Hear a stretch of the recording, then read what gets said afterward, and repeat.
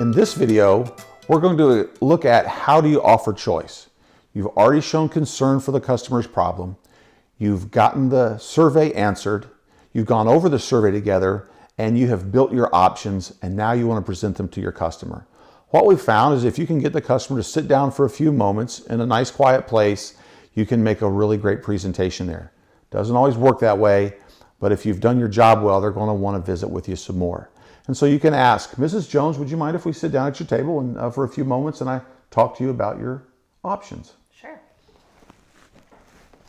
At this moment, we want to sit down at the table, and I'm going to turn the program to the compare page so that she can see in black and white exactly what all of her options are. So as you can see, Mrs. Jones, I've got several options here available for you that we can take care of all the problems, one that you showed me about, and some of the things that I uncovered during my diagnostic. So if you wouldn't mind taking a look here at these options. Yeah, what's the difference between these? You know, I'm glad you asked that question because this is a pretty critical area. Everything that I've shown you here is going to solve the problem you called me for today. But what we found is, as we looked at your water heater, you didn't have that expansion tank. And so I've included the expansion tank on here, and your emergency shutoff valve with your toilet is not turning. So I would either have to turn off your entire home's water, or should you ever have an emergency with that toilet, you wouldn't be able to get the water shut off. So in this option, I've included taking care of your thermal expansion problem and putting an emergency shutoff valve with the toilet repair. This one just does not have the thermal expansion tank on it, but it still addresses your issue with your emergency shutoff valve on your toilet. So based on the things that you've told me, which one of these seems to make the most sense to you today? Let's do the toilet with the expansion tank. With the expansion tank? Mm-hmm. And the valves. Fantastic. That's a great choice, and I'll be happy to get started on that for you right away.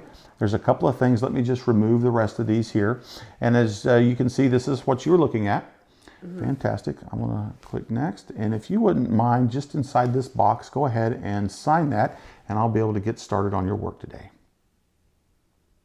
All right, perfect. Now what I'm going to do is I'm going to head out to my truck. I've got to get some tools, and I'm going to get started on getting those things repaired. Before I do that, what questions do you have for me? No questions. No questions? Fantastic. Thank you. As you can see in this scenario, it went really smoothly, and she picked a really great option, primarily because I wanted her to. It's my role play. In your world, it could go just as smoothly as you get better and better at working with the customer and the iPad. You've already set yourself up for success. You've shown great concern for the customer. You've asked some questions. You've found some unknown needs and wants, and you're able to address those. You're providing excellent customer service by offering the customer options and choice, as well as addressing all the problems that they're having in their house. So there's a lot of great things that you're doing here and setting yourself apart for. What we want to look at next is what do we do after we're finished with our tools, we're done with the work, we're ready to collect payment, and go to the next step.